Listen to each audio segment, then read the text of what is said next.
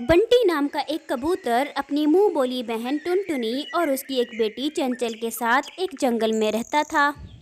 उस जंगल के सभी पक्षी खेतीबाड़ी का काम करते थे और अनाज, चावल और सब्जियां उगाकर अपना गुजर बसर करते थे। बंटी अपने और दूसरे पक्षियों के ने शहर में बिकवाता था। बंटी कबूतर की पहचान शहर के पक्षियों से बहुत ज़्यादा थी। इस वजह से जंगल के तमाम पक्षी बंटी से ही अपना अनाज बिकवाते थे। हर साल की तरह इस साल भी जंगल के पक्षी अपनी फसल को काट कर रख रहे थे। साल बहुत ज्यादा अनाज हुआ है। लगता है बहुत ज्यादा मुनाफा होगा। हाँ बिल्कुल बंटी भैया, आप जो अनाज शहर में बेच कर आओगे उससे जो मुनाफा हासिल होगा हम इस साल अपना घर पक्का कर लेंगे। मौसम बरसात का आने वाला है, कुछ भरोसा नहीं कब बारिश शुरू हो जाए।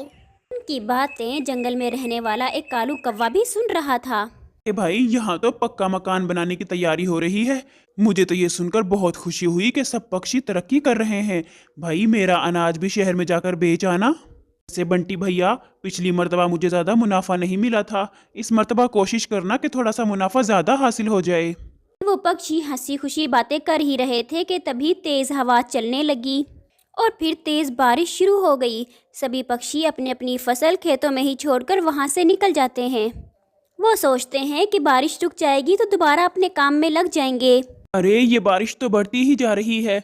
अगर ये बारिश ऐसे ही बढ़ती रही तो हमारा तो पूरा अनाज नष्ट हो जाएगा। अरे बंटी भैया, अच्छी अच्छी बातें करो, देखना ये अभी बंद हो जाएगी बारिश। तेज हवा चलने के साथ साथ बारिश भी किसानों पर आफत बनकर बरसी। जंगल के पक्षियों ने अपनी अपनी फसल खेतों में ही छोड़ रखी थी। उन्हें सिर्फ सुबह का ही इंतज़ार था। लेकिन सुबह जब पक्षी खेतों में पहुंचे तो अपनी फसल देखकर हैरान रह गए। फसल तो पानी में डूब चुकी थी। अनाज के साथ साथ पौधों पर लगे फल भी बर्बाद हो गए थे। अरे ऊपर वाले, ये क्या हो गया? इस दफा तो बहुत ज्यादा उम्मीद थी और इस दफा तो सारा कुछ बर्बाद हो गया। लगता है किसी की नजर लग गई। अब हम क्या करेंगे? क्या बनेगा हमारा? क्या खाएंगे हम? सभी पक्षी अपनी अपनी बची हुई फसल को उठाकर अपने अपने घरों को ले जाने का फैसला करते हैं। लेकिन बारिश दोबारा शुरू हो जाती है और इस दफ़ा बारिश पहले की निस्बत और ज़्यादा होती है। सब पक्षी बहुत परेशान हो जाते हैं। बंटी भैया, मुझे लगता है इस दफा कुछ भी अनाज नहीं बचेगा। अब क्या करेंगे हम? खबर रखो मेरी बहन, कोई बात नहीं, सुबह तक बारिश रुक जाएगी। चलो अब घर चलते हैं। टुनी और उसका भाई बंटी अपने घर जाते हैं, लेकिन वो क्या देखते हैं कि जिस पेड़ पर उनका घर था वो तो आधा पानी में डूब चुका है। वो परेशान थे कि बारिश अगर ऐसी ही होती रही तो घोंसला भी पानी से भर जाएगा। टुनटुनी बहन, जिस बात का डर था वही हुआ। चलो जल्दी करो, जो सामान बचा है इसको उठाकर ऊपर वाली डाली पर रख देते हैं। पानी तो घोंसले में भर चुका है। रात ना किसी ने कुछ खाया ना पिया, बल्कि परेशानी में ऊपर वाली डाल पर बैठे रहे और बारिश रुकने का इंतज़ार करते रहे। सुबह हो जाती है लेकिन बारिश रुकने का नाम नहीं लेती। घर के बाहर बंटी देखता है कि सभी पक्षियों के घर और उनका सामान पानी में बह चुका है। उन्हें भी डर था कि उनका घर भी पानी के अंदर बह ना जाए। बंटी भैया, इस ऊपर वाली डाल पर बैठकर हम कब तक इंतजार करते रहेंगे? मुझे नहीं लगता कि हमारा घर भी बचेगा। मुझे लगता है यहाँ से कहीं और चले जाना चाहिए। यहाँ बैठकर इंतजार करने का कोई फायदा नहीं है। वहाँ से उड़ते हैं ताकि किसी और पक्षी के यहाँ पनाह ले सकें, लेकिन सब पक्षियों की हालत तकरीबन उनके जैसी ही थी। तो उनकी मदद कोई कैसे करता? कुछ दूर उड़ते हुए उन्हें पीपल का एक बड़ा दरख्त नज़र आता है। टुनटुनी और उसका भाई बंटी उसी दरख्त पर बैठ जाते हैं। टुनी बहन, जब तक हमें कोई मदद नहीं मिल जाती हम इसी पेड़ पर रहेंगे। घर वापस जाने का कोई फायदा नहीं है, वो नहीं बचेगा। आखिर ये सब हम गरीबों के साथ ही क्यों होता है? हम लोगों के लिए अनाज बोते थे और अब खुद अनाज के लिए तरसते रहेंगे। आज तो जैसे तैसे गुजारा हो ही गया है, लेकिन कल का क्या पता नहीं। कल हमारे साथ क्या होगा, हमें कुछ खाने पीने को मिलेगा भी या नहीं। रात बंटी और टुनटुनी परेशानी की वजह से सो नहीं पाते और अगले रोज़ बंटी खाने की तलाश में बाहर जाता है और कुछ खाना लेकर वापस आता है। बंटी भैया, मेरी बेटी को तो बहुत तेज बुखार हो गया है, इसको लेकर अब कहाँ जाएं? हमारे पास तो पैसे भी नहीं हैं। ए ऊपर वाले, हमारी और कितनी आजमाइश बाकी है। मैं जितना बेबस आज महसूस कर रहा हूँ इससे पहले मैंने कभी नहीं महसूस किया। ए ऊपर वाले, हमें सब्र दे, हमें सब्र दे ताकि हम इस आजमाइश से निकल सकें। बंटी भैया, हमें आपकी वजह से बहुत हौसला है। आप हमारा बहुत साथ देते रहे हो। आप ऐसे निराश होकर बातें ना करें। कोई बात नहीं, अगर हम पर ये आजमाइश आई है, सभी परिंदों का यही हाल है। हमारे ही साथ थोड़ा ये सब कुछ हुआ है। एक ना एक दिन ये पानी सूख ही जाएगा, तो हम दोबारा वापस जाकर अपना घर नया बना लेंगे। और ऐसा हुआ कि कुछ दिन ही गुजरे थे कि जंगल के राजा ने सभी बेआसराओं को मुआवजा भी दिया और उनकी बहुत मदद भी की। बंटी और उसकी बहन टुनटुनी भी वहाँ से मुआवजा लेकर अपना नया घर दोबारा बनाते हैं और हंसी खुशी दोबारा ज़िंदगी गुजारने लगते हैं। वो अपना खेतीबाड़ी का काम दोबारा शुरू करते हैं और जल्द ही वो बहुत खुशहाल हो जाते हैं। टुनटुनी और टोनी नाम की सास बहू एक जंगल में रहती थी। एक दिन टोनी अपनी सास टुनटुनी से कहती है, सब्जी लेने सब्जी मंडी चलते हैं बहू, लेकिन सब्जियों के दाम तो आजकल आसमान छू रहे हैं। हाँ जी, हमारा इससे क्या मतलब, हम तो अपना काम करेंगे और चलते बनेंगे। आप बस सब्जी वाले को अपनी बातों में फंसा लीजिएगा और मैं धीरे धीरे सब्जियां चुरा लूंगी।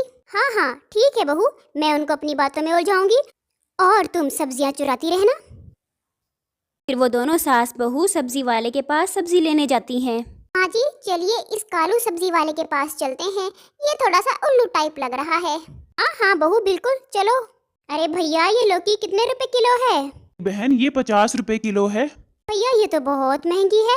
अच्छा बताओ, टमाटर क्या हिसाब दे रहे हो? टमाटर तो 80 रुपए किलो है, लेकिन आपको 70 रुपए में दे दूंगा। अरे रहने दो भैया, मैं तो ये 50 रुपए में भी नहीं लूंगी। तुम तो 70 की बात करते हो। अच्छा ये बताओ, बैंगन क्या हिसाब दोगे? बैंगन आपको 40 रुपए किलो मिल जाएंगे बहन। तरह टुनटुनी अपनी बातों से सब्जी वाले को उलझा कर रखती है और वहीं टोनी धीरे धीरे सब्जियों को चुराकर अपने थैले में रख रही थी। बहन जी, आपने सब्जियां लेनी भी है या नहीं? बेकार में चिक चिक क्यों कर रही हैं? भैया सब्जियों के कोई सही रेट लगाओ तो मैं ले लूं। बहन जी, मुझे नहीं लगता मैंने आपसे ज्यादा रेट लगाए हैं।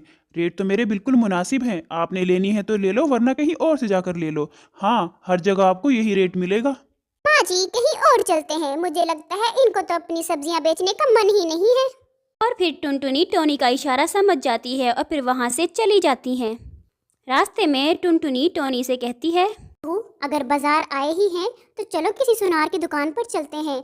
अगर मौका मिला तो 2-3 हार चुरा लेंगे सोने के। अरे नहीं माँ जी, मुझे तो सुनार की दुकान पर जाने से डर लग रहा है। अरे इसमें डरने वाली कौन सी बात है, मैं हूँ ना तुम्हारे साथ। चलो इस तरह करते हैं, इस दफ़ा दुकानदार को तुम अपनी बातों में उलझाना और मैं 2-3 हार चुरा लूंगी। माँ जी आप इतना कह रही हो तो फिर चलते हैं। बहन जी आइए, बताइए क्या चाहिए आपको, चूड़ियाँ या हार? आपकी दुकान में जो सबसे महंगा हार है हमें वही दिखाइए। बहन जी रुको, अभी दिखाता हूँ। ये लो बहन जी, ये मेरी दुकान के सबसे महंगे हीरे के हार हैं।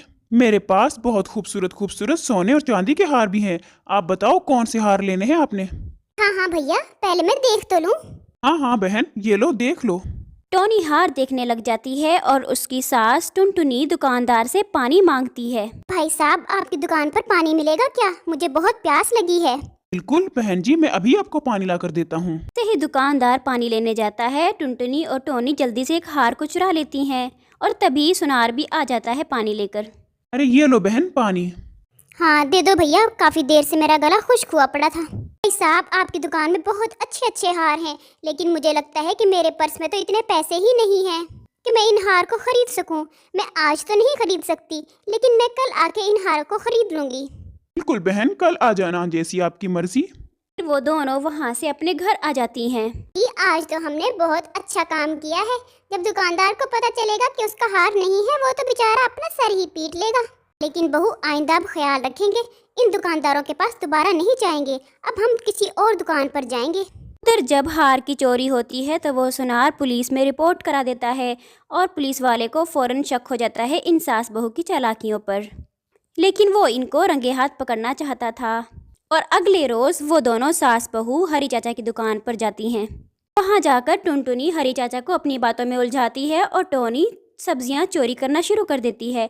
तभी वहाँ पर पुलिस आ जाती है और उनको पकड़ लेती है। मुझे शक तो पहले ही तुम दोनों पर था, मैं लेकिन तुम्हें रंगे हाथों पकड़ना चाहता था। अब चलो हवालात की हवा खाना जाकर।